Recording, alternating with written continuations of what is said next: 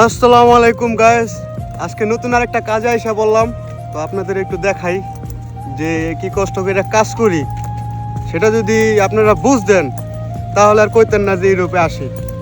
তো দেখতেই আছেন যে বাগান দেখাচ্ছি, এই যে 8 ঘন্টা কাম করলাম, 8 ঘন্টা কাম করে এই যে পানির বোতল ধরাই দিছি।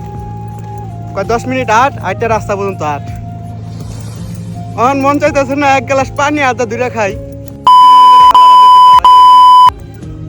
আর কি করুন বুঝতেন না, এইটাই হলো কাম করতে হইব।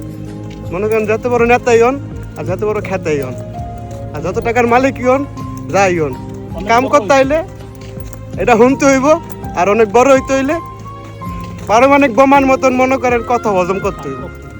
আর কাম করতে হইব প্রচুর প্রচুর কাম করতে হইব। আর কথা শুনতে হইব, কথা না যে না শুনতে পারবো সেই রূপে কাজ করতে পারবো না। এই রূপে কাজ করতে হইলে বসের কথা শুনতে হইব আর বসের কথা কইবই। তো এইটাই বাস্তব। আর এই যে দেখতে পাচ্ছেন এটাই জয়তুন খেত। তো আর মনে করেন আরেকজন আছে, তার চেহারা দেখান যাবো না। এই যে ভাই আবার পদ্মাশীল, এই যে এই দুজনেই কাম করছি আজকে। বাইরাতে দিছে ধরাইয়া বানিওয়ালা আর আমার ধরাই দিছে বালতি। এখন এই যে আইটটা এই মাথা তখন খেতটা মনে করেন কম হইলেও 20 হেক্টর হইব, মানে 20 কানি বলে। এই 20 কানি জায়গা তো নেই, আইটটা এই মাথা তো এই পানির বোতল লইয়া এই আটটা আইলাম। এই রাস্তার কোনো নাই বাবা মা নয় কোনো ভাই বোন, বুঝলেন নি? রাস্তা পুরো খালি, আশেপাশে কেউ থাকে না। যার যে জায়গা হে তালা মেরে ছেড়ে গেছে, এই রাস্তা বুঝাইতে আসি আপনাকে। তো এইটা হইলো পড়বার জীবন, অনেক